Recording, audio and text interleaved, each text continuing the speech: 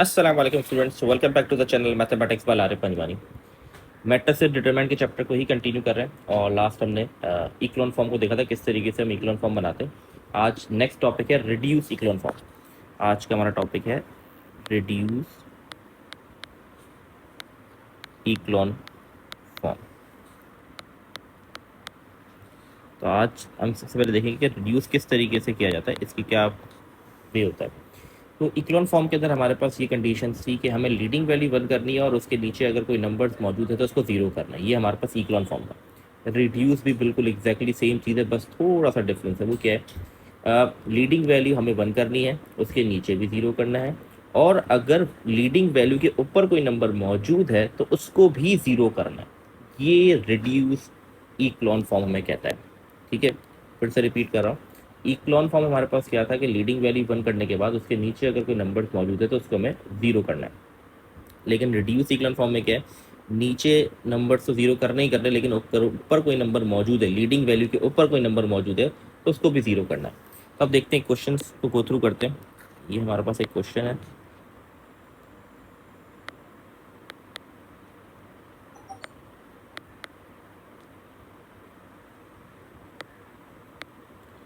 अब यहाँ पर कंफ्यूजन ये हो सकती है कि यहाँ पर तो लीडिंग वैल्यू ही नहीं बन सकती क्योंकि 0 है। तो बहुत सारे स्टूडेंट हो सकता है समझे कि इसको 1 कर दें हम।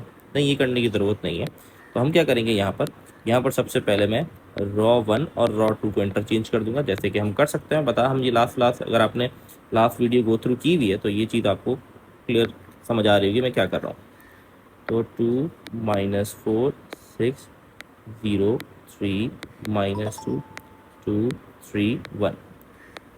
सबसे पहला स्टेप मैंने क्या किया, इंटरचेंज कर दिया रॉ 1 एंड रॉ 2 को इंटरचेंज कर दिया। ठीक है, अब मैं क्या करूँगा, अब अगला स्टेप है लीडिंग वैल्यू को 1 करना।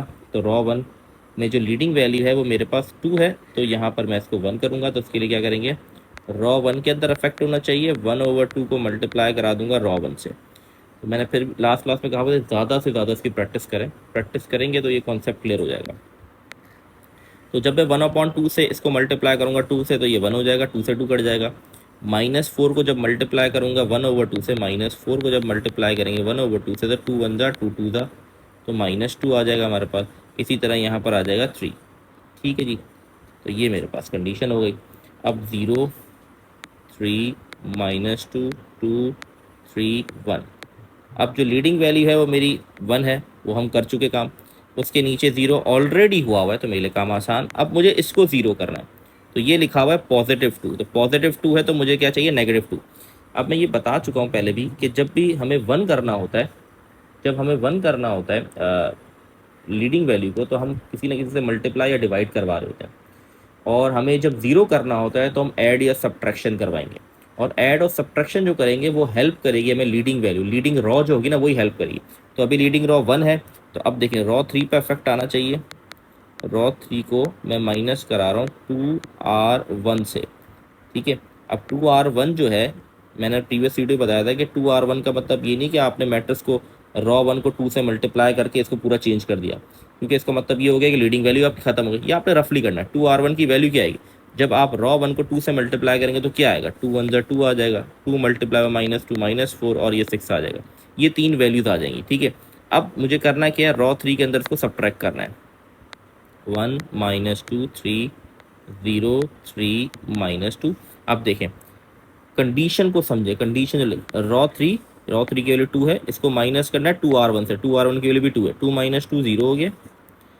फिर 3, ये 3 आ गया, बीच में भी माइनस लिखा हुआ है तो देखिए 3 माइनस, और 2R1 की वैल्यू क्या है, -4। तो ये दोनों माइनस माइनस प्लस हो जाएंगे तो यहाँ बन जाएगा 7। तो प्लस माइनस का बहुत ज़्यादा ध्यान रखना है। ठीक है, 1 -6 तो माइनस का 5 आ गया।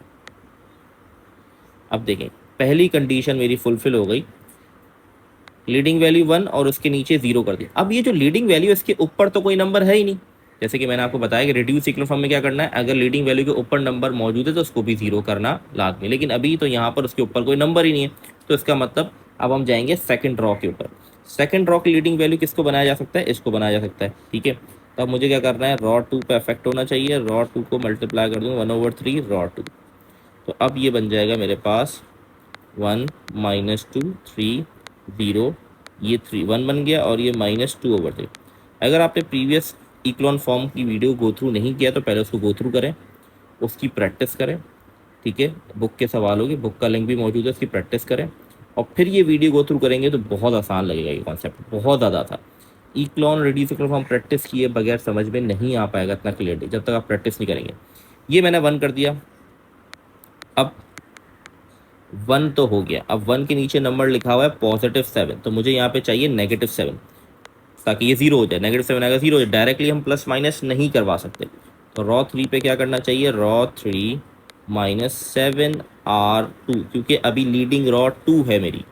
तो जब मैं रॉ 2 को 7 से मल्टीप्लाई कराऊंगा, ये है मेरी रॉ 2, तो 7 0 ज़ा 0, 7 1 ज़ा 7 और 7 मल्टीप्लाई बाय -2/3 बन जाएगा मेरे पास -14/3। अब ये तीन वैल्यूज नीचे वाली वैल्यूज से क्या हो जाएंगी, माइनस हो जाएंगी। तो 1 -2 3 0 1 -2/3, 0 -0 0 हो गया, 7 -7 0 हो गया। अब इसको सॉल्व करना पड़ेगा। यहाँ पर देखें, गौर से देखें क्या क्या चीज़ है। यहाँ लिखा हुआ है -5, फिर ये बीच में माइनस कर रहा है तो एक माइनस आ गया और ये वैल्यू भी माइनस की है, तो इसीलिए मैं कह रहा हूँ प्लस माइनस का बहुत ध्यान रखना। तो ये हो गया -5 + 14/3। इसका आप एलसीएम लेंगे तो आपके पास बनेगा -1/, आप कैलकुलेटर में डायरेक्ट कर लें, -5 + 14/3 तो -1/3 बन गया। अब इंपॉर्टेंट चीज़ क्या है, ये लीडिंग वैल्यू उसके नीचे 0 कर दिया। अब मैंने आपको बताया था कि रिड्यूस इक्लॉन फॉर्म ये कहता है कि उसके ऊपर वाली वैल्यू को भी 0 करें। तो अब यहाँ पर एक एक्स्ट्रा स्टेप ऐड हो जाएगा कि यहाँ भी इसको भी मुझे 0 करना लाजमी है। अब ये लिखा हुआ है -2 तो +2 कर दूंगा। कॉन्सेप्ट वही है 0 करने का, ऐड और सब्ट्रैक्ट करा के, कोई नई चीज़ नहीं है। बस आपको कॉन्सेप्ट समझना है कि रिड्यूस में ऊपर भी अगर नंबर है उसको भी 0 करना है। तो अब मुझे रॉ 1 में 0 करना है, तो रॉ 1 में प्लस कराऊंगा, क्योंकि माइनस का 2 लिखा हुआ है तो प्लस कराऊंगा 2R2। अब 2R2 की वैल्यू क्या बनती है वो देखते हैं हम। ये है ना हमारे पास, तो 2 0 ज़ा 0, 2 1 ज़ा 2 और ये हो जाएगा -4/3। अब ये वाली वैल्यू ऊपर जाके ऐड हो जाएंगी, तो 1 + 0 1 ही रहेगा, -2 + 2 0 हो गया, 3 -4/3 तो बन जाएगा 9। ये हो जाएगा हमारे पास 3 -4/3 को जब सॉल्व करेंगे तो बन जाएगा 5/3। ठीक है, कैलकुलेटर में ये आराम से चीज़ है, कोई मुश्किल चीज़ नहीं है। अच्छा जी, बाकी सब वैल्यूज अपनी जगह पर रहेंगी।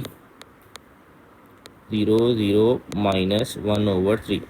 देखें अब ये क्या हुआ, अब जो हमारे पास सिचुएशन हुई कि ये वाली लीडिंग वैल्यू 1 और उसके नीचे ऊपर 0 हो गया, मतलब सेकेंड रॉ का काम भी कंप्लीट हो गया।